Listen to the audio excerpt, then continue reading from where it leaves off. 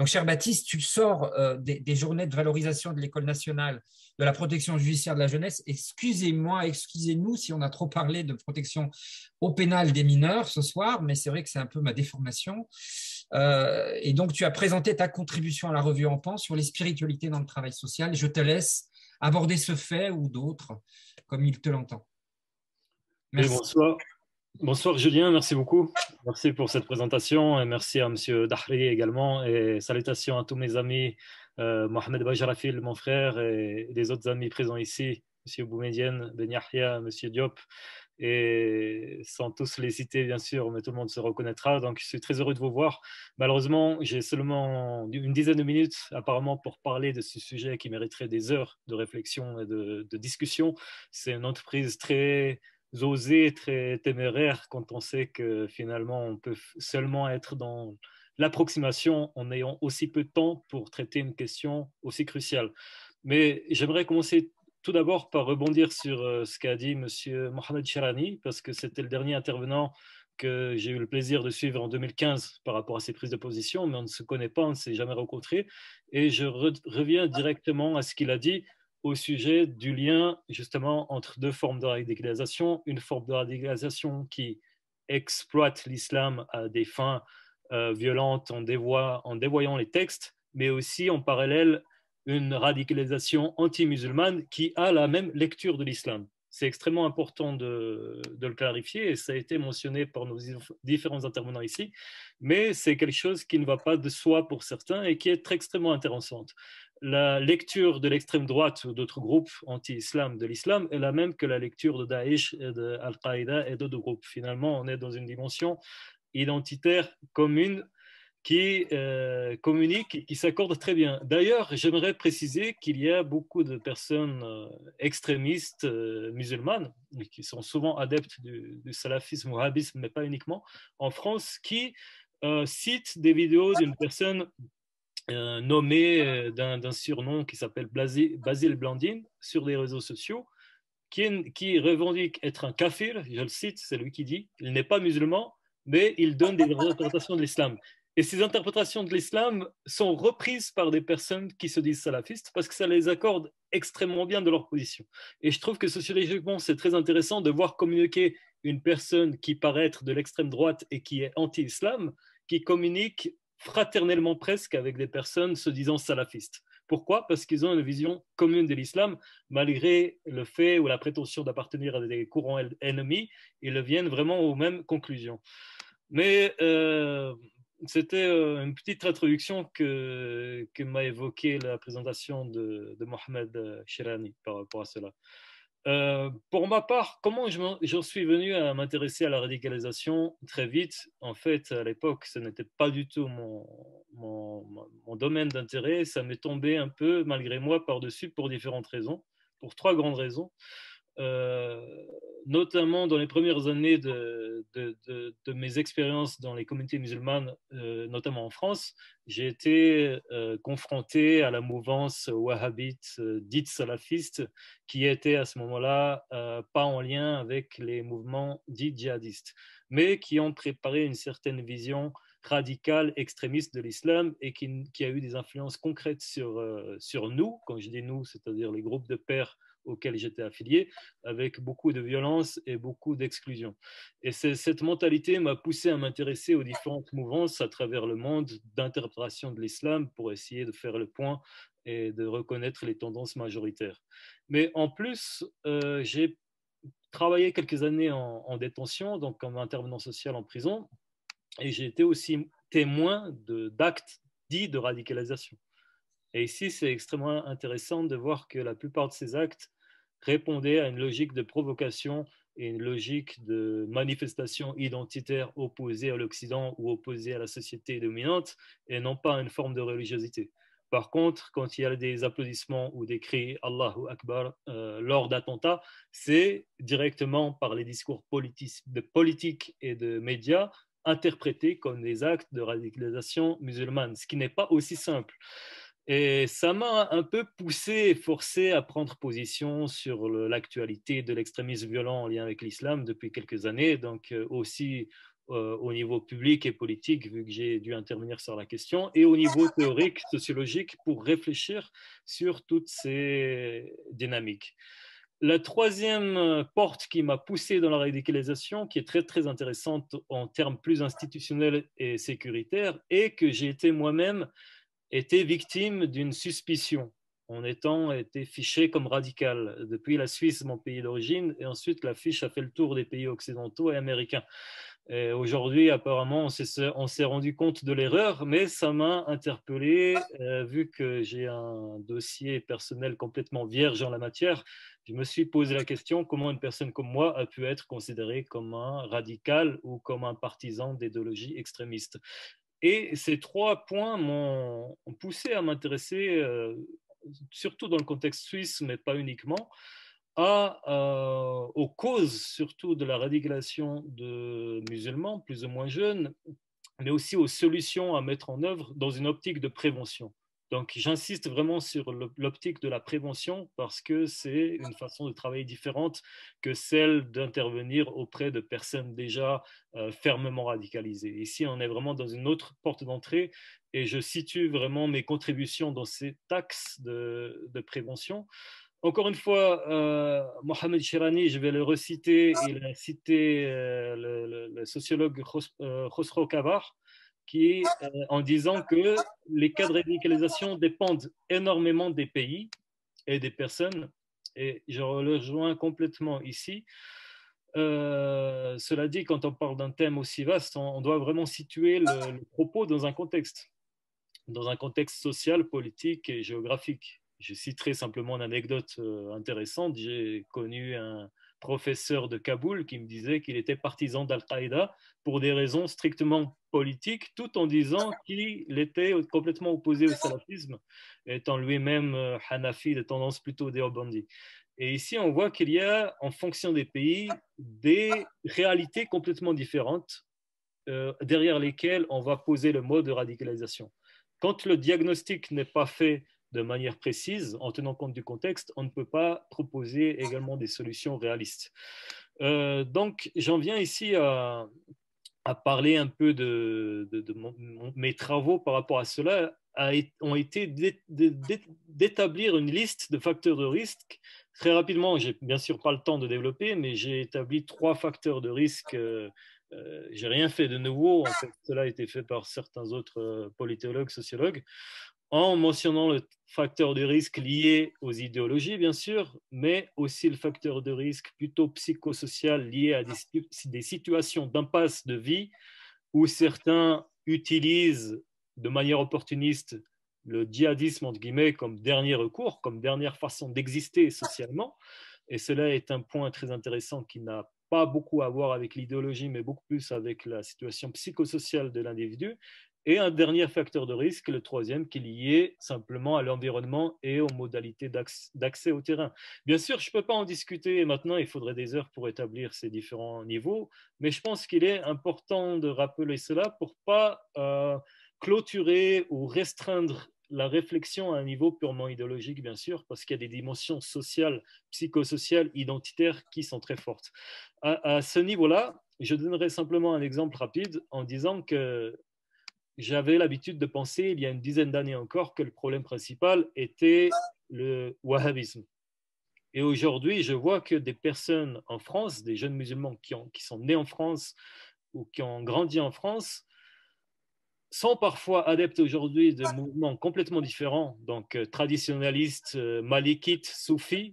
Il y a même des personnes mourides que j'ai vues se réclamer d'argumentation que je pensais réservée à des tendances liées au wahhabisme à l'époque.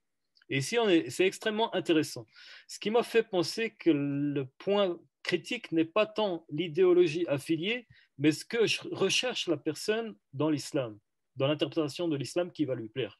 Certaines personnes peuvent se dire soufis en mettant systématiquement en avant des versets ou plutôt des hadiths qui mentionnent des comportements hostiles au vivre ensemble et hostile à la diversité et venir à des conclusions très proches de mouvements wahhabites, bien qu'ils s'affilient à des courants soufis. Donc ici, à mon avis, on doit creuser encore cette dimension beaucoup plus identitaire, psychosociale, qui instrumentalise les idéologies et les interprétations religieuses à la lumière de ce qu'on veut bien croire. Celui qui cherche la violence dans l'islam va la trouver, celui qui cherche la paix et le pacifisme dans l'islam peut le trouver également. Donc ici, parfois, on parle tant de ça dans le premier hadith qu'on a l'habitude d'étudier, qui parle de niyya, d'intention. Et je pense qu'il ne faut pas oublier cette dimension primordiale, puisque beaucoup de personnes qui s'adonnent à des comportements ou à des discours extrémistes le font pour des intentions qui ont beaucoup à voir avec la structure égotique, qui ont beaucoup à voir avec leur propension à exister dans le monde et très peu avec la dimension spirituelle ou la foi finalement. Dernier point, parce que je pense que mon temps est fini, on parlait aussi de business dans le titre. C'est un grand sujet. Je pense qu'il y a deux problématiques principales lorsqu'on traite de la prévention de la radicalisation en Suisse. Tout d'abord, on a une expertise et une concurrence entre chercheurs et institutions en Suisse qui est très forte, mais qui ne donne pas lieu à des projets communs ni à des collaborations. Chacun réalise des projets de recherche dans son coin et entre en compétition avec les autres personnes pour des histoires de budget ou de réputation, ce qui n'échappe bien sûr pas malheureusement au domaine académique. Donc ici, on ne travaille pas au commun, mais on travaille chacun en essayant de combattre l'autre institution et prouver sa supériorité, ce qui est très dommageable parce qu'on s'intéresse à une thématique liée à l'intérêt commun qui ne doit pas se réduire à nos intérêts personnels.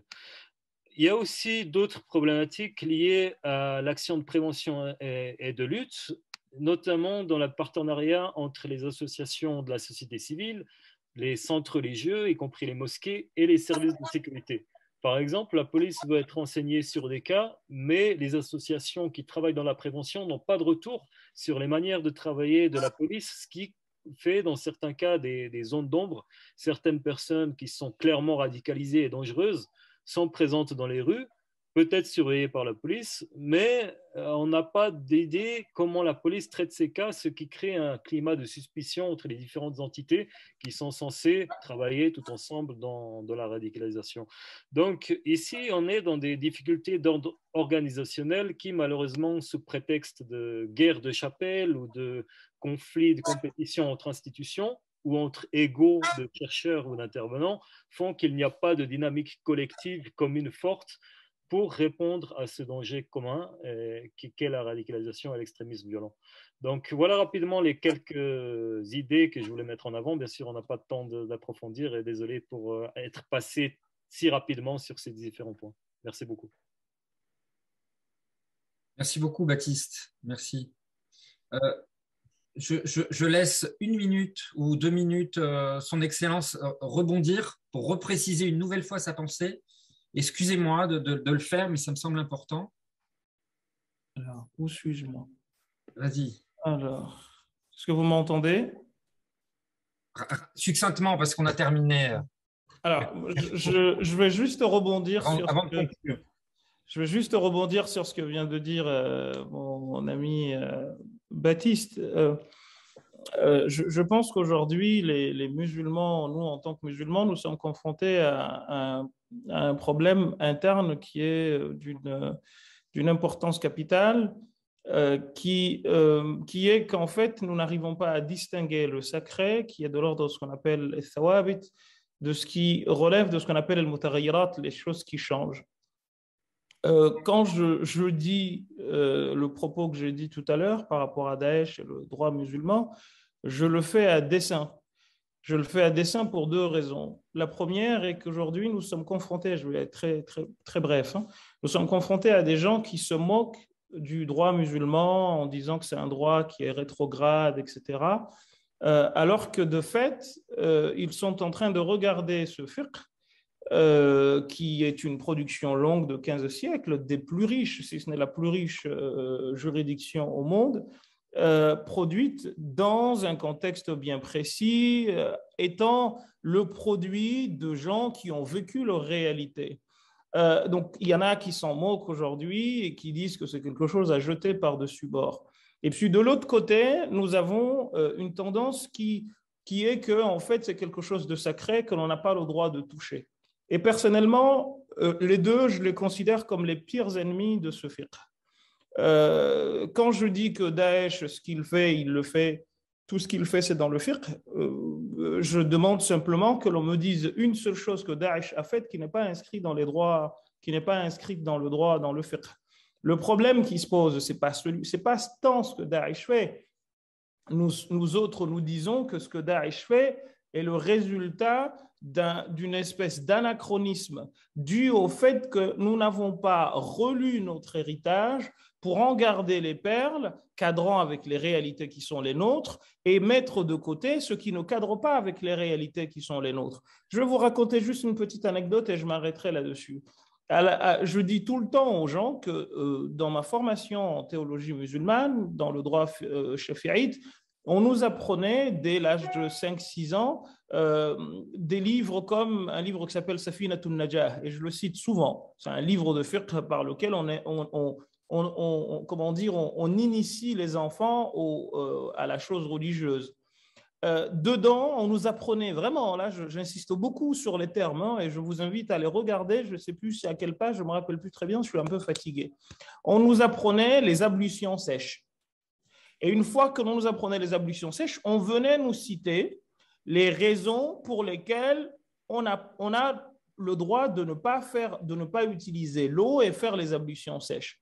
Parmi les raisons qu'on nous invoquait, il y avait le fait qu'un animal ou un être vivant dit sacré, je dis, c'est l'expression qui a été utilisée par l'auteur, c'est muhtaram, c'est-à-dire un être animal auquel on n'a pas le droit d'enlever la vie. Et juste après, il est écrit noir sur blanc, et ce qui n'est pas sacré. Et j'ai vu quelqu'un faire une traduction malhonnête, parce que c'est dû au fait que l'on ne veut pas critiquer l'héritage, alors qu'en réalité, c'est de cette manière qu'on lui sera fidèle. La personne a dit « et les animaux non respectables ». Ce n'est pas vrai. Le fiqh shafi'ite, quand il te dit « wa ghayrul muhtarami », ça veut dire celui qu'on a le droit d'enlever, à qui on a le droit d'enlever la vie. J'ai 6 ans quand on nous apprend cela. Et qu'est-ce qu'on me cite? On me dit « c'est celui qui ne fait pas la prière ». C'est l'apostat, c'est l'adultérin, c'est le mécréant combattant, et après j'ai le porc et le chien mordant. Alors à partir de là, il faut arrêter de se raconter des salades. On se dit, il y a des problèmes, et en réalité, ce n'est pas Ibn al-Hadrami qui est problématique, parce qu'il l'a écrit il y a 200 ou 300 ans. Le problème, c'est que ce livre-là, il est enseigné aujourd'hui aux Comores et dans tous les pays où il y a du fiqh shafi'ite qui est enseigné. Et le malikisme, je pourrais en dire autant, parce que je connais l'inséculable du malikisme. Les mêmes choses sont dites, sans aucun recul. Là, je parle de l'enseignement traditionnel. On fait comme si de rien n'était, et après, on se dit, mais ce n'est pas comme ça parce qu'il faut qu'il y ait un droit, il faut qu'il y ait un wali ou je ne sais quoi. Ces notions-là ont été débattues. Aujourd'hui, malheureusement, on se cache. On ne veut pas voir le problème. Moi, je ne suis pas devenu terroriste parce qu'au Comores, il n'y avait pas d'armes. Mais croyez-moi que ce qu'on nous enseignait par rapport à celui qui ne fait pas la prière, qu'on n'a pas le droit de saluer, avec qui on n'a pas le droit de s'asseoir, tout cela, je vous renvoie à un petit livre qu'on nous apprenait également à l'époque qui s'appelait Majmou'atun tashtami'u ala arba'i rasail, le monsieur qui s'appelle Ahmed Zindin Dahlan. Et tout cela, c'est écrit. Donc, en fait, je pourrais passer ma vie à vous donner des exemples, mais ce que j'aurais aimé, c'est juste que nous comprenions que ce n'est pas moi l'ennemi du fiqh.